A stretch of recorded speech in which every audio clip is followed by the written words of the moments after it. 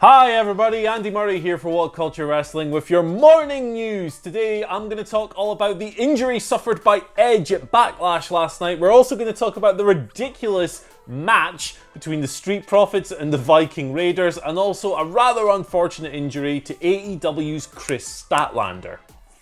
Yes, and while Adam Wilborn sleeps soundly in his bed, I am here too with exciting news about a brand new gimmick for a WWE star and how they created that amazing atmosphere for Reg and Randy Orton. I called him Reg. Anyway, we're on a massive delay this morning, so it's not that neither me nor Andy find each other's patter funny, it's just that we're going to be waiting a few seconds to hear what we're saying. Yeah, we got some real empty office era problems plaguing us today, but we're rolling through regardless. This is the news. Not going to try and ape Adam Wilborn because nobody can ape Adam Wilborn. Let's start off by talking about Edge. So, the greatest wrestling match ever happened last night. It wasn't the greatest wrestling match ever, but it was pretty great. But an unfortunate byproduct of this was that Edge was actually injured during the tapings. Now, these tapings went down on the 7th of June last week. WWE did a really good job of keeping this under wraps. You know, you'd think something like that would get out pretty quickly, but hey, there's no one there, so there you go. But unfortunately, broken by Fightful just before Backlash went on the air, Edge has actually suffered a torn triceps. Now, WWE are yet to comment on this. We don't have like an exact time period of when we can expect him back, but these things typically have a recovery window of about 8 months, but it can be up to a year before the full range of motion is back. So it's really horrible for Edge, really terrible, because his return has just been plagued by misfortune. It comes back, amazing Royal Rumble stuff, great WrestleMania build, then the global bastard, as we're referring to it now, kicks in, and empty arenas are a thing. Kind of takes the zip out of a lot of what they were doing, and then they have the WrestleMania match that a lot of people really hated, a lot of people really liked, but it wasn't received the way that they perhaps would have wanted to.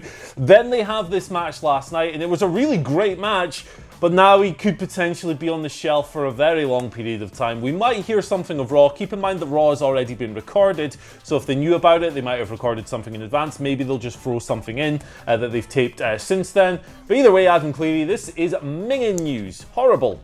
Yeah, it's a shame this. I think you've probably called it right. Edge's return has been divisive, and the people absolutely loved the Royal Rumble thing, and then the build was great, but then the match kind of divided people. It's been unfortunate, really, because I'm not sure WWE will ever look back in their history and have something as perfect as Edge coming back, then have to wade through so much misfortune and just downright unnecessary issues, things they couldn't possibly have foreseen, things that they've done their best to overcome but haven't quite been, let's just say, smooth sailing for them during all this. It's a shame for Edge personally, because the work he's put in has been absolutely crazy with all of this. So I don't know, it kind of feels like if he just hadn't come back and had waited, but the thing is, you can't predict this kind of thing happening. If he hadn't come back, he'd waited, we could have not had the global bastard, we might have not had the massive injury, but I think it's fair to say that the lad has done his best in all of this. But while we're on the subject of Edge and Randy Orton, you may have noticed last night that the crowd in attendance absolutely loved this match. Despite there being about 20 people outside the ring, it sounded like there were goddamn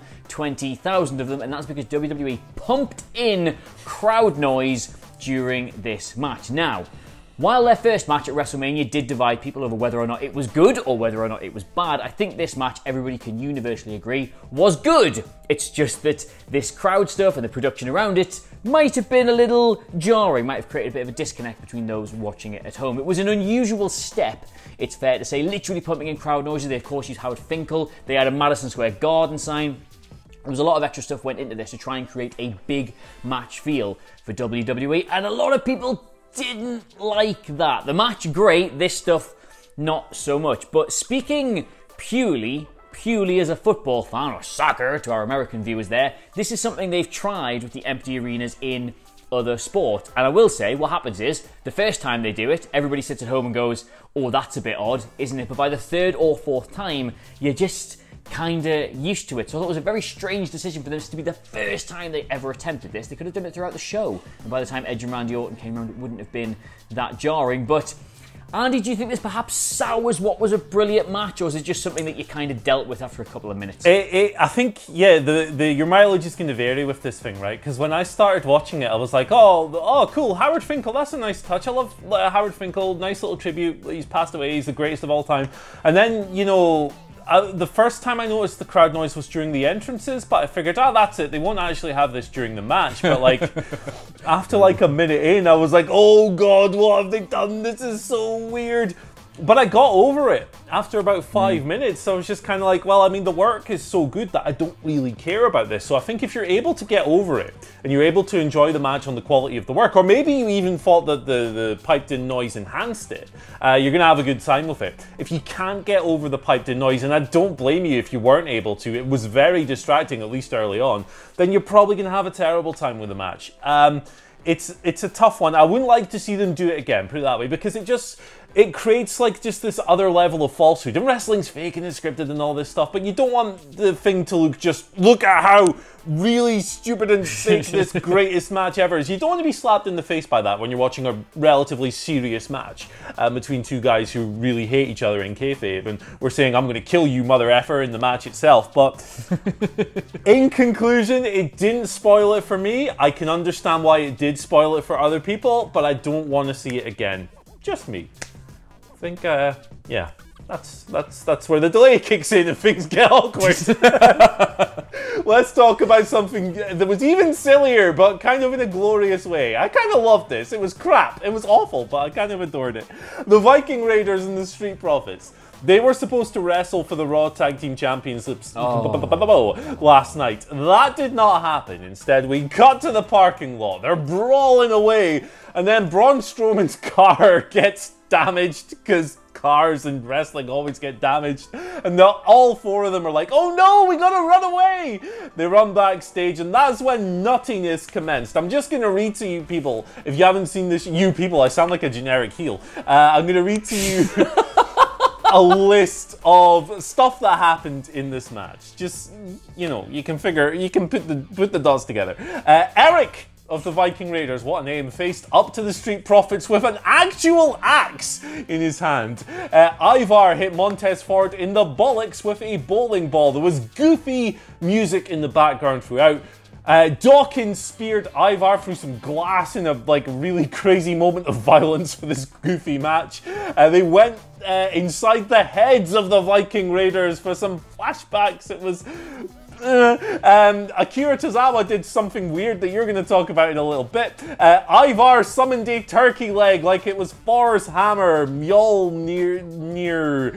They all fell in a bin. WWE's female referee Jessica Carr fancies Ivar, apparently. And then to top this whole thing off, while they were in the bin at the end, they all fled for their lives from a bin monster that was apparently going to eat them.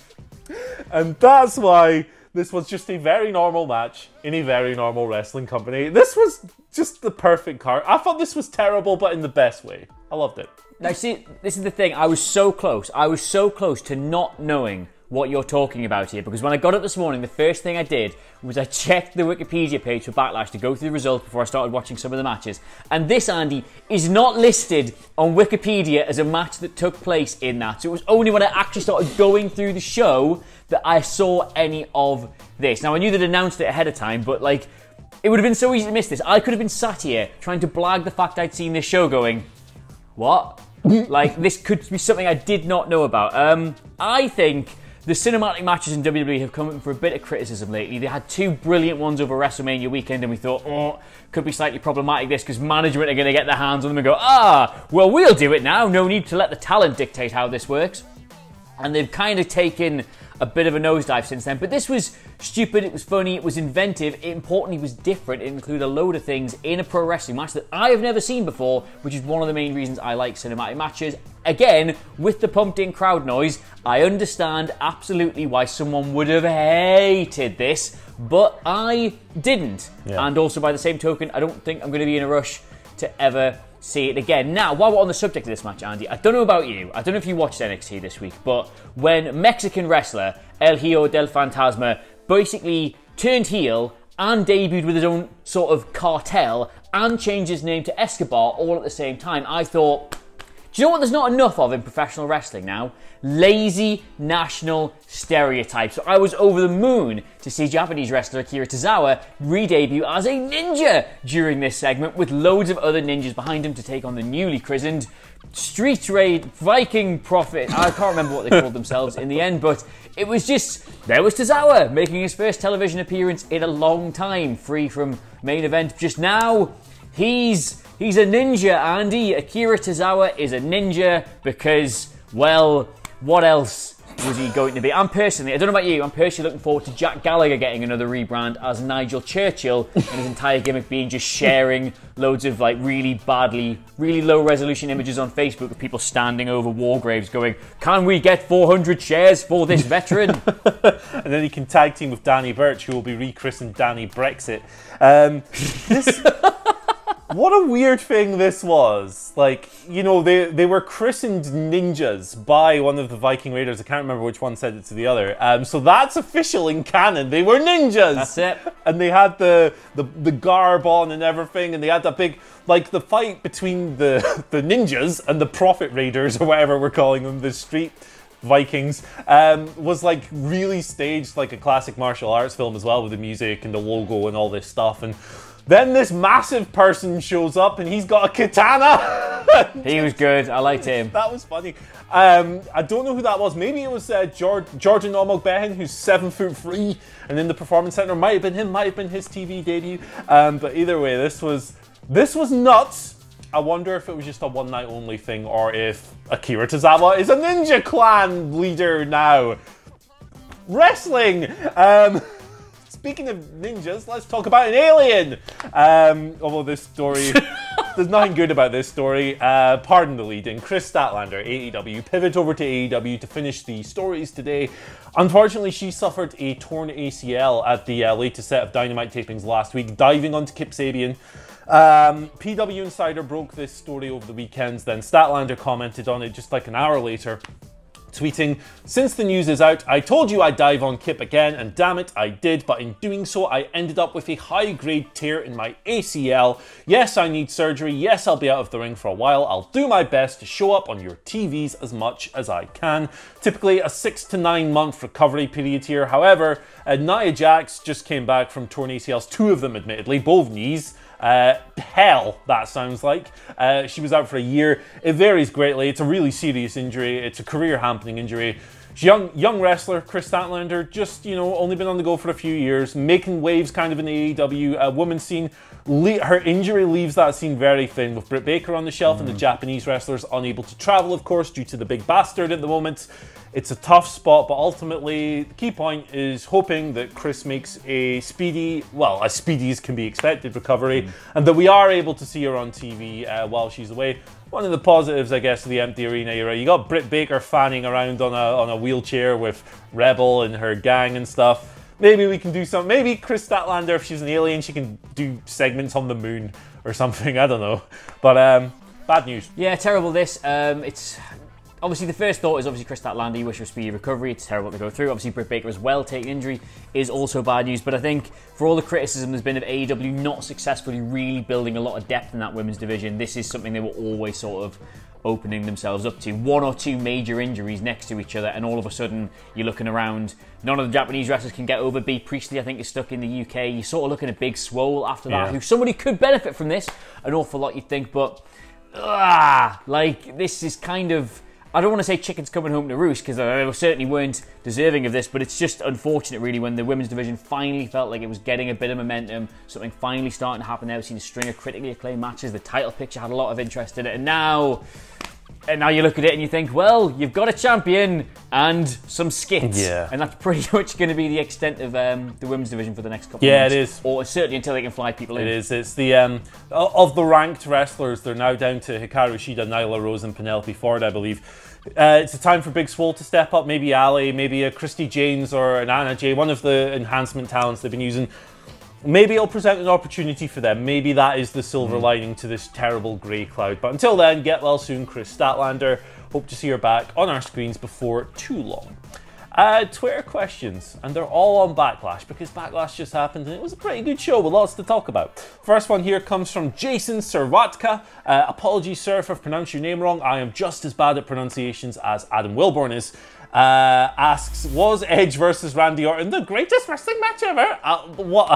That didn't sound like Wilborn, that sounded like someone else. What do you guys think is next for Randy Orton? Do you think it's possible we'll see Orton versus Drew at Extreme Rules before they do a big SummerSlam angle? I can absolutely see them doing Orton versus Drew for the title on 2 consecutive pay-per-views. I don't think it was the greatest match ever. I think it was a great match, don't get me wrong, but the pool's too deep for that question. What do you think, Adam? Getting a challenge for the belt? I've seen a lot of people saying, oh, does this mean Orton's naturally going to move towards for the belt, have a long-running thing with Drew? I know it's going to kind of get onto another question in a bit, but I actually think there's still something there with Lashley. Like that match, and for all we're saying, that Edge and Randy Orton set the bar too high by calling it the greatest wrestling match ever, and while they certainly didn't deliver that, they delivered something which was a lot closer to it than I think a lot of people expected. And we do kind of want to see them both go and do something, depending on what Edge's recovery time is. I was actually really impressed with Drew versus Bobby. Like, it's been a long time since WWE went, right, let's just put 2 big lads with virtually no story in the title match and see what happens, and it not be absolute dog eggs. I was really, really impressed with that. I'd like to see Lashley hanging around that title picture for at least one more pay-per-view. Yeah. I wouldn't necessarily put it on him, but I just think there's another match to be told there, and I don't think, for as good as this has been, I don't think there's a natural hunger there to desperately see Randy Orton put immediately into the picture. Even though I do think that match with Drew would be great, it's a possible SummerSlam match, yes, but I don't know. I think there's other options open. Yeah, me too. I'd like to see Bobby Lashley hang around a little bit as well. It's amazing what WWE can do with Bobby Lashley when they go, hey, let's just get this guy right. Great match. Proper beef slapper. Big beefy boys. Matt Reigns, legendary contributor. The medium There dog. we go. Coming through with a question here from Matt. Cheers, fellas. After last night's result, does it seem like Orton and Sheamus will be, well, we've spoken about Orton a little bit there, but Sheamus challenging Braun at Extreme Rules after defeating Jeff Hardy. We're going to see a bottle of piss on a pole match at Extreme Rules? I hope not. I think the one thing I really took from that was that Braun is great. Braun is still incredibly entertaining. He's a credible, legitimate champion, but please give him something substantial to do, because the Miz and Morrison stuff has been more entertaining than I think people have given it credit for, but it is a bit of a sideshow. It is a novelty match. It was large parts comedy, and I can't see them really committing to a long-running, multiple months, multiple pay-per-view Sheamus storyline. It would be another filler title defense. I think we need to see somebody come through who you genuinely buy could somehow beat Braun Strowman, whether that's because they are equally as big as he is, or because they are more technically adept and can somehow conspire a way to do it, or they're just a dickhead with 4 mates who could overpower him, something like that, and Sheamus is none of those things, so I don't know. Again, Sheamus, managing to come back from a long injury as well. Hope to see him do something good. I'd personally chuck him in with all the little lads in the Intercontinental Championship thing at the minute and just have him kick them in the face, but yeah, no, not Sheamus for me. Sorry. Yeah, I've got a prediction for this. I think they're going to redo Sheamus versus Hardy on SmackDown this week. I think Hardy's going to go over, and I think Jeff Hardy's going to challenge the Extreme Rules. I'm basing this purely on the colours of the Extreme Rules logo, which are the same colours as Jake Hardy's most famous face paint. Jake the Snake Hardy. Jake Roberts versus Braun. It's happening. You heard it here first. Our last question comes from Rip N. Marks, which is not Philip Marks, which is not another person on another wrestling channel, honest. Asks, has WWE taken the cinematic matches way over the top with that horrendous garbage? Street Profits, Viking Raiders, that was the worst. So I don't think it was garbage. I do think it was garbage, but enjoyable garbage. Sometimes you just need some crap in your life, man. I guess like the deeper question here is, have these things jumped the shark? Have we gone too far from the boneyard and the... Let me just... That match was not... It involved a lot of garbage. Garbage was a central theme of the match, but the match was not garbage. As we both said, I understand why you might not like that kind of thing, but WWE's problem is they don't do variety particularly well. Everything they do outside of just down the middle sports entertainment is either hokey or overhyped or something like that. So when they do something that's supposed to be funny or it's supposed to be different and it comes off well, you need to hold your hands up and say, that's good. And I thought the match was entertaining. Like, I didn't skip it. I didn't want to fast forward it. I wanted to see what happened with it, whether it was ninjas or garbage monsters or thirsty female referees. I didn't care. It was just something I hadn't really seen before. However, as I did say in the previous point, WWE panicked at WrestleMania, took their hands off the wheel and said, look, if you guys have got ideas how to get through this, just do it. We don't know what to do. We've never been here before. We don't know what to do. So John Cena, Bray Wyatt, Undertaker and AJ Styles all put together something we'd never seen before that was incredible, critically lauded, pulled WrestleMania out the fire of the global bastard. And then, obviously, management went, oh, we'll just do these. These are easy. We've got loads of ideas for these. And then they've all been steadily... Well, I'll put it this way. Once Gargano Ciampa was that bad, I think they were like, well, we can just do anything now, and it's back to the usual standard. So, Viking Raiders versus Street Profits felt to me like that was them having a lot of fun, which I'm in favour of, but management being like, right, so you're going to walk in here and Vince is going to stare you out, and then Dana Brooke, we've got a sound effect for you falling over. I like it when it feels like they give the talent the reins here, not when they give production. Indeed. I, for one, am looking forward to seeing more from the bin monster going forward. A new player in the world title division, perhaps. Anyway, thank you for joining us today. Our and finally today as well. I don't think we really need an and finally in a world where the Viking Raiders versus the Street Profits exist. So just watch that. Just watch that. X out of here when you're done and watch that. It'll make your day better. If it makes your day worse, I'm sorry, it might. But, you know, I shouldn't make promises. You can find us on Twitter at WhatCulture WWE. Send us your Twitter questions. Tell us we're wrong. All kinds of stuff. Insult us. Whatever you want. Whatever you want, friends, you can do. You can find Adam Cleary on Twitter at Adam Cleary, C-L-E-R-Y, and Andy yourself. You can find me on Twitter at Andy H. Murray. The H stands for Hey Man. Why don't you bring Paul Hey Man back? I'm running out of ideas. Oh, the internet. X out. Bye. X out. Delete.